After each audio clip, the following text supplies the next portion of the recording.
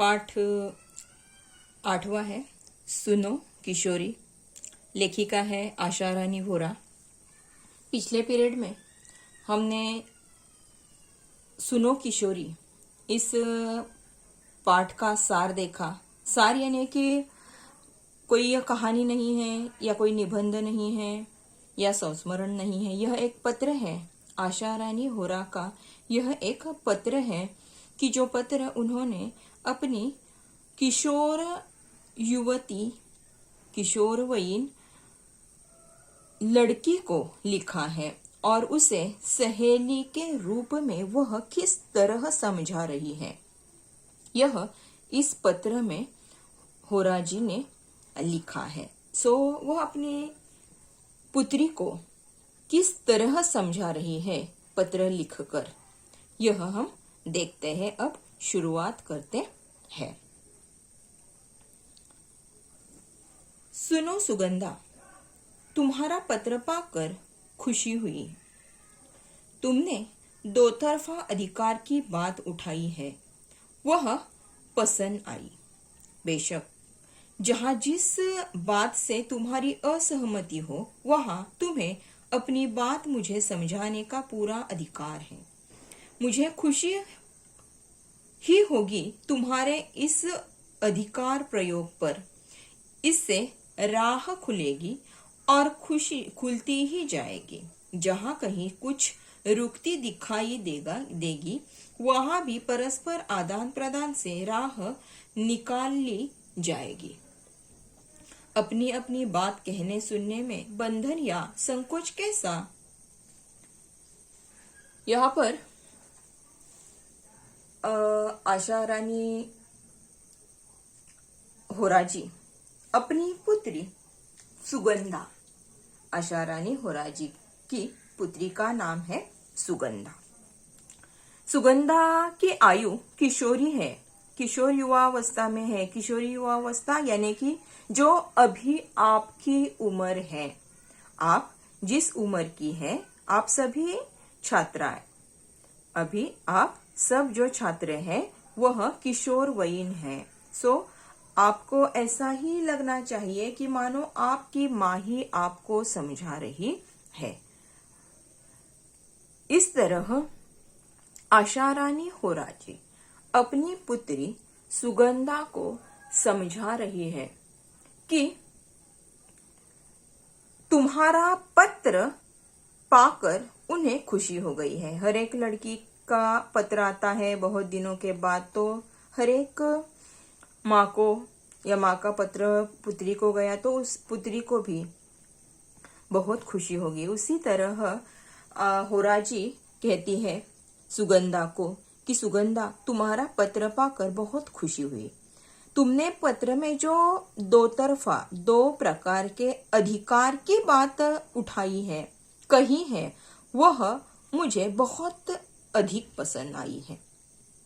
क्योंकि जिस विचार से तुम असहमत हो, जो विचार तुम्हें पटता नहीं है, वह विचार तुम्हें समझाना, वह बात तुम्हें समझाना मेरा कर्तव्य है, मेरा अधिकार है। यह कर्तव्य, यह अधिकार मैं खुशी से करूंगी। मुझे खुशी होए तुम्हारे इस अधिकार के प्रयोग से। तुमने जो मुझे अधिकार दिया है, इससे मुझे बहुत खुशी हो गई है। ऐसा करने से एक नई राह खुलेगी, एक नया रास्ता मिलेगा और आगे आगे रास्ता हमें मिलता ही जाएगा। जहां कहीं कुछ राह दिखती है, जहां भी कहीं हमें राह दिखती है, हमें आगे आगे बढ़ते रहना ही चाहिए। और जहां पर कहीं रुकावट हो तो वह परस्पर आदान प्रदान से राह निकाल ली जाएगी। अगर कहीं हम रुकते हैं तो हमारे विचारों के विचार विनिमय से, आदान प्रदान से यानी कि विचार विनिमय से, हमारे दोनों के विचार विनिमय से आगे का रास्ता हमें अवश्य मिलेगा। अपनी अपनी बात कहने सुनने में बंधन या संकोच कैसा है? हमें अपनी अपनी बात कहने में, सुनने में किसी भी प्रकार का संकोच, किसी भी प्रकार की बात नहीं करनी चाहिए। सो हमें एक दूसरे के साथ अधिकार का प्रयोग करना चाहिए। मैंने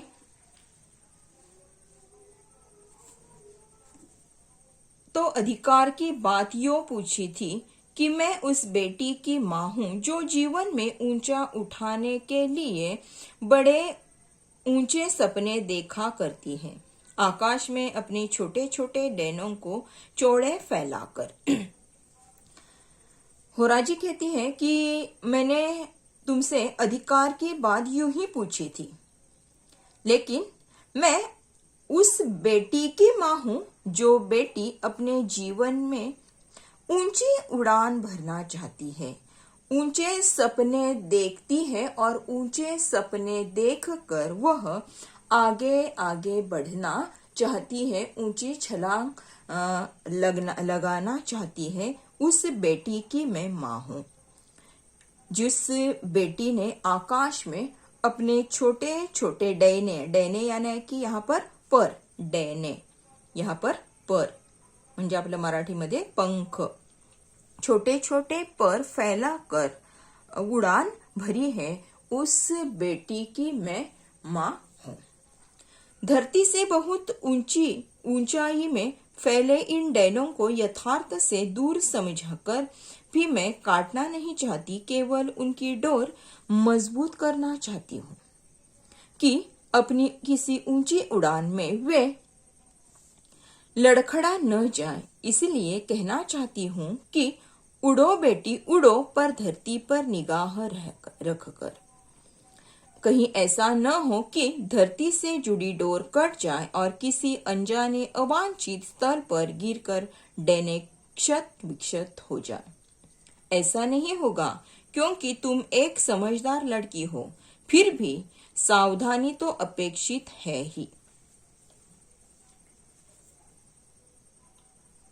धरती से तुम बहुत ऊंचाई में अपने पर फैलाकर उड़ रही हो, लेकिन जितनी ऊंचाई पर तुम चढ़ गई हो, उड़ रही हो, वह जगह दूर समझकर मैं काटना नहीं चाहती, तो उनकी डोर, तुम्हारी जो डोर है वह और अधिक मजबूत करना चाहती हूँ। तुमने जो उड़ान भरी है, जो जिस तरह तुम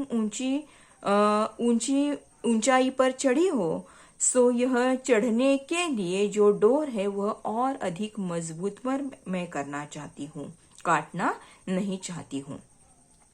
किसी ऊंची उड़ान में तो लड़खड़ा न जाए, घबरा न जाए, इसीलिए मैं तुम्हें यह समझा रही हूँ, इसीलिए मैं प्रयास कर रही हूँ। मैं इसलिए तुम्हें कहना चाहती हूँ कि बेटी तुम उड़ो, लेकिन उड़ते बहुत ऊंची उड़ी तो भी ठीक है, लेकिन ऊंचाई पर उड़ते समय अपनी निगाह एक बार धरती पर रखो, धरती पर देखो, धरती की ओर देखो। भले ही तुम अधिक ऊंची उड़ान तुमने भरी है, लेकिन एक बार पीछे हटकर तुम देखो।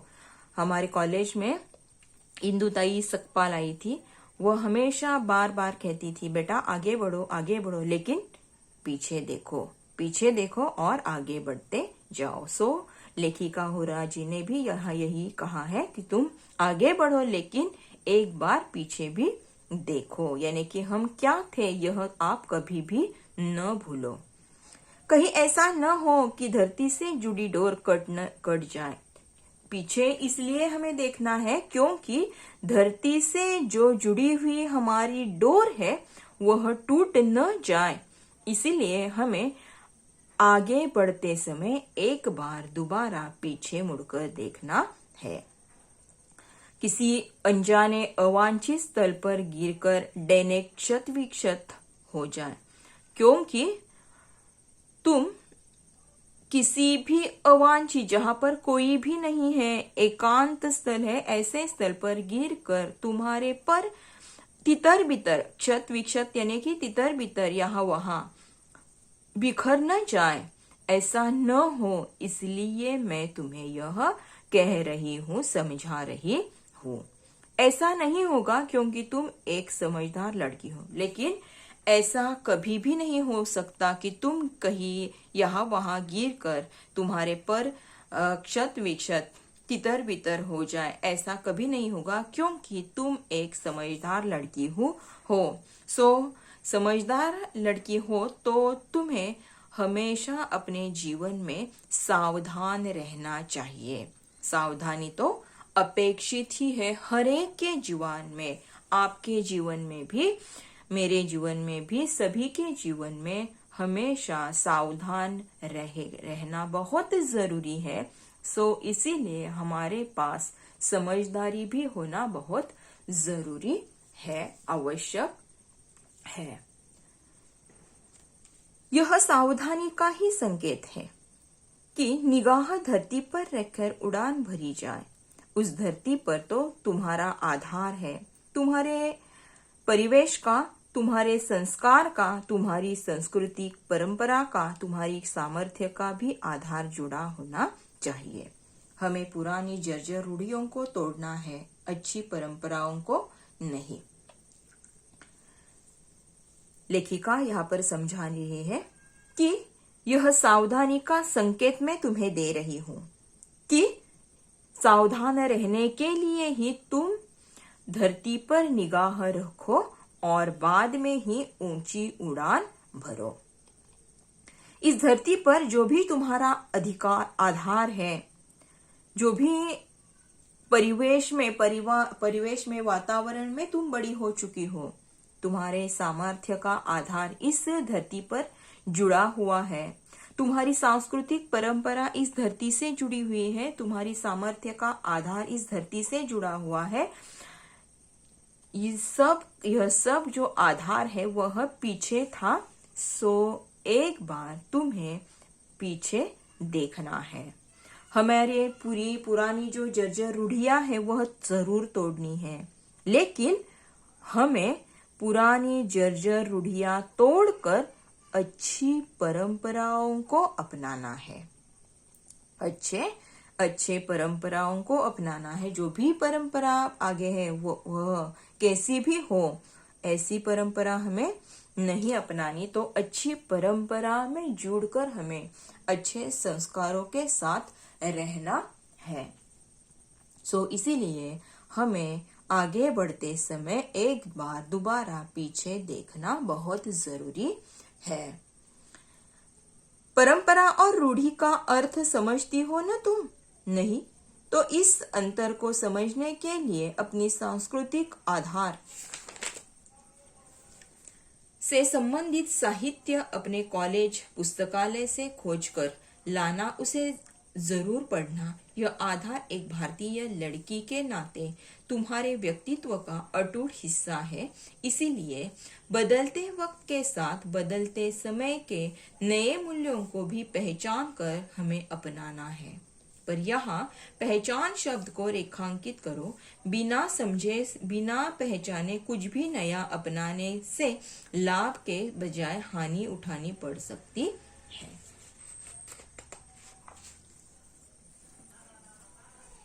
परंपरा और रूढ़ी का अर्थ तुम समझती हो? होराजी अपने पुत्री सुगंधा से कहती है। वह कहती है कि अगर तुम रूढ़ी और परंपरा का अर्थ नहीं समझती हो तो इस अंतर को समझने के लिए अपने सांस्कृतिक आधार से संबंधित जो साहित्य है वह साहित्य तुम्हें पढ़ना है। और पढ़ने के लिए जो किताबें लग रही है वह तुम्हारे कॉलेज के पुस्तकालय में अवश्य होगी। कॉलेज के पुस्तकालय में जाकर तुम इस रूढ़ी और परंपरा पर जो भी कुछ किताबें हैं यह खोज कर तुम ले आना और उसे जरूर बहुत अच्छाई से पढ़ना। एक भारतीय लड़की के नाते तुम्हारे व्यक्तित्व का अटूट हिस्सा है सांस्कृतिक परंपराओं को अपनाना, लेकिन यह परंपराएं अच्छी होनी चाहिए, सभ्य होनी चाहिए, संस्कारित होनी चाहिए। ऐसे परंपराओं को अपनाने के लिए या सही या गलत खोजने के लिए हमें पुस्तकें पढ़ना आवश्यक है, अच्छी पुस्तकें पढ़ना आवश्यक है। और एक भारतीय लड़की होने के नाते तुम्हें यह अवश्य करना चाहिए, क्योंकि यह तुम्हारे व्यक्तित्व का एक हिस्सा है, व्यक्तित्व का यह किस्सा है। सो इसीलिए अपना व्यक्तित्व अच्छा रखने के लिए हमें यह करना जरूरी है। बदलते वक्त के समय आज समाज में परिवर्तन हो रहा है, समाज बदल रहा है, लेकिन बदलते समय हमें नए मूल्यों को अवश्य अपनाना है। लेकिन नए मूल्यों को सोच समझ कर पहचान कर अपनाना अवश्य है, क्योंकि यह पहचान शब्द बहुत महत्वपूर्ण है। पहचान शब्द को रेखांकित करो, क्योंकि पहचान शब्द बहुत ही हमारे लिए महत्वपूर्ण है। बिना समझे, बिना पहचाने कुछ भी अपनाने से लाभ के बजाय हमें हानि उठानी पड़ सकती है। यानी कि अगर बिना समझे, सोचे समझे हमने अगर कुछ नए मूल्य हमने अपनाए तो इससे हमें हानि पहुंच जाएगी। सोच कर समझ कर हमें नए मूल्यों को अपनाना है, तभी हमें लाभ होगा, हमारा जीवन अच्छा होगा, हमारा व्यक्तित्व अच्छा होगा। इसीलिए हमें आवश्यक है कि हमेशा हमारे जीवन में सोच कर समझ कर रहना बहुत ही जरूरी है। ठीक है, आज के लिए यहाँ पर हम रुकते हैं, और जो हमने आज पढ़ा है वह सब आप एक बार पढ़ लीजिए। आगे हम लेंगे अगले पीरियड में। ठीक है, धन्यवाद।